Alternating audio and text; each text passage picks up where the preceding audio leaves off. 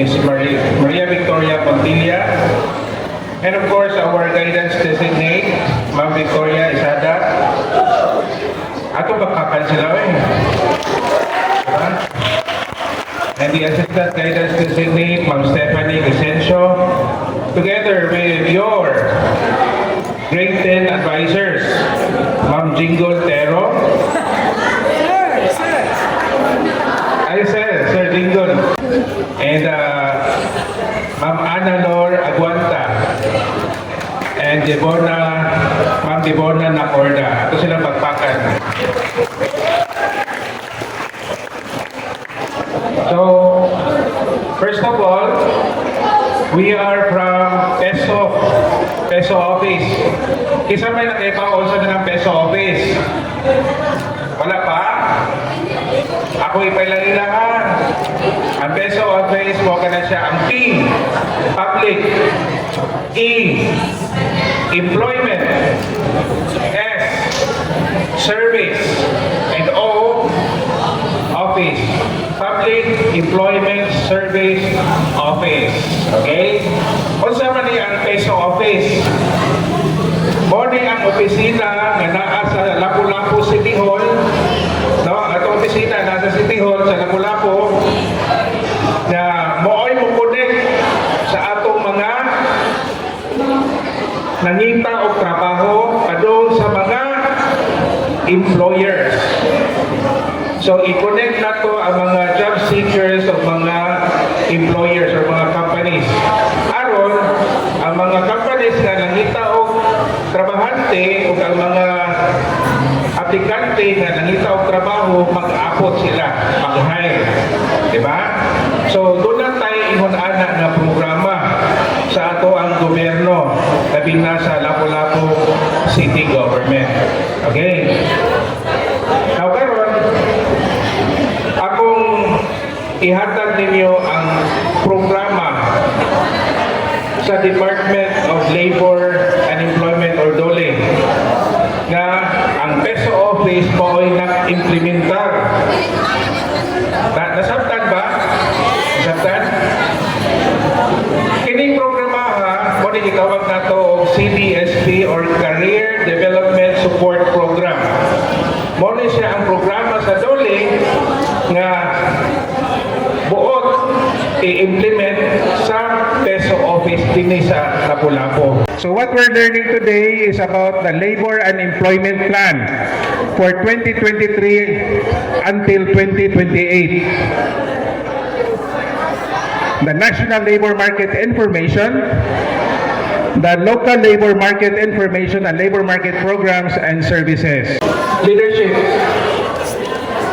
Ganong bang naaman ang leadership? Kung anong kinahanglan na doon natin leadership skills and social influence skills. Kamu kabalo? Kabalo, ako ba? Ako lang i-emphasize no, na needed kayo na to ang leadership skills because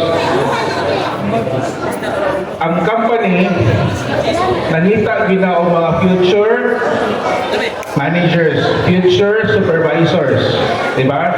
So, inisunod pala ninyo panagbaho, pakitang gilas na yun mo. Isa man diri ang mga officers sa school. Madri officer sa school? Okay. Ayun, no? Isa may officer din sa kapilya o sa inyong chapel or sa inyong barangay. Gamitan ng inyo. Ano man? Ako, previous HR manager, Magos Meps, I was handling 20,000 employees before. Ang mag-hire ganito, tag-awang pinanamo ang leadership skills na naman. Importante kayo sa company na once dunay mo retire, dunay mo resign, doon namin ika-English na next leader for our company. So kung po na importante yung kayo siya ang leadership na dili bitaw kay masingil lang ang sunod-sunod. Diba? So okay po na magsunod-sunod for as long as you learn from it. No? Kasi kang tando, yes, okay na siya. Pero you need to learn from it so that next time around, ikaw na po'y muli sa grupo or sa company. Construction. Padayon siya mulambo ang construction industry nga naman. Tungod kay ang, for example, dili sa Lapu-Lapu City, nilambo na pagkitag mayo. So kasabot niya na daghan na ang opportunities na magsige o tukod o mga infrastructure o mga buildings. Diba? So because of that, mag-hire na sila daghan niya. Dili lang kay mga trabahante sa construction. Kanang ba? Kanang manual ba? Kundi apil na po ang mga engineers. No? Civil engineer o electrical engineer kay install mga electrical connection no, sa building. Energy. Apil na niya mga solar, apil na niya ako ang kuryente, no, ganda traditional mga meko, no. So dili lang yung mga lineman ilahang i-hire tapos mga engineers and also mga graduates from business courses. Hotels, resort, restaurants, and tourism. So, padayon din siya na maghatag niya kung daghang employment sa itong mga labor force. Education, mga teachers, padayon din kaya nag-anaw kadaghan ang population nato. Pero ang ato ang mga eskwelahan, murag nagbuwang sa classroom, sa kubang-kubang. Wellness, no? Health and wellness. So, magkadugay ang mga Pilipinos magkatiguan lang yun, di ba? So sa ato pa, ang health and wellness na industry, padayon gyapon siya maghatag og employment opportunities sa ato. So, why are we talking about this? Because gusto namo nga makabalo mo unsay mga to guide you unsay mga future careers na pwede ninyong sudlan. So mo ni akong pangisgutan karon. Next.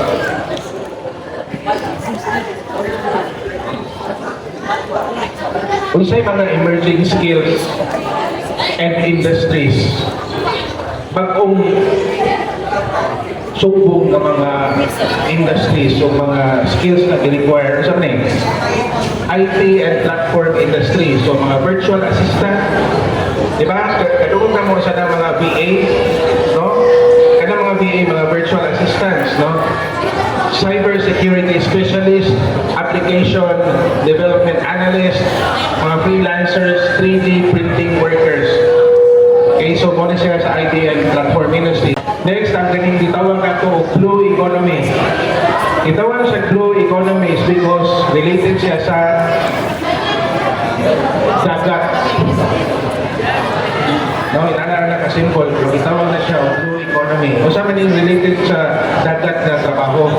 Fishermen, fish and seafood farm, producer, mga aquaculture products, producer, aquaculture, no? Mga researchers, no?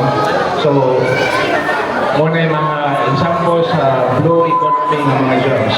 Next. Okay.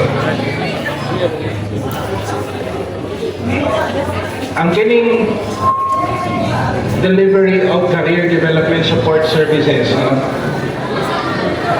Unsay proseso ani nga mag-undergo ta? Number one, mo-undergo ta o reskilling and upskilling through sa ato ang mga schools or sa ato mga training centers, vocational, no? Ang schools na to either usual sa academe or sa vocational training institutions. Then mag-job search mo. Ang makatabang sa inyong job search ang peso. Ano man? Kaya ang tanang mga employers, tanang mga companies, adto na dito mo advertise mo ang opisina, mangita o mga trabahante. No? Yeah. until such time na maabot gid mo sa mga employers ninyo in the future. So, anytime, anywhere, makaibaw mo sa ato mga hiring, di ba? Panalitan ang dili pa mo manarbaho, which I suggest, kanayon di mo eskwela, ipag-forward ng mga hiring sa inyong mga silingan, mga relatives, no? O maski sa inyong mga ate o kuya na ready na musulod sa trabaho, or sa inyong parents, no? Nga nakita o pag-uong trabaho, pwede sila maka-check sa to Facebook page ang Peso Lapu-Lapu City. No?